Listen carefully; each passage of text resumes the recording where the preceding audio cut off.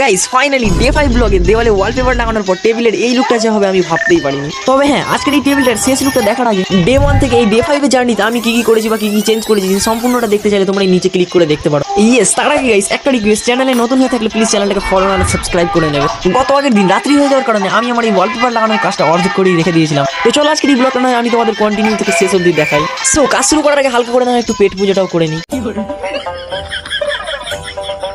আর ম্যাগিটা টেস্টটা বলতে গেলে গাইস পুরো ফাটি। ও সরি গাইস, তোমরা কি করে বুঝবে খাচ্ছি তো আসলে আমি। যাই হোক, এইবার নয় গাইস, বাকি ওয়ালপেপার লাগানোর কাজটাও শুরু করা যাক।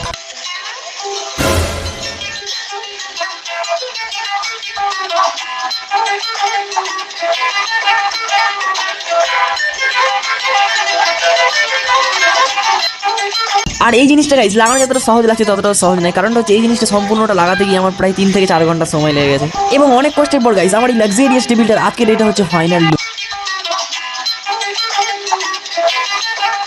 এবং কমেন্টের মধ্যে জানাবে নেক্সট কি করা যেতে পারে।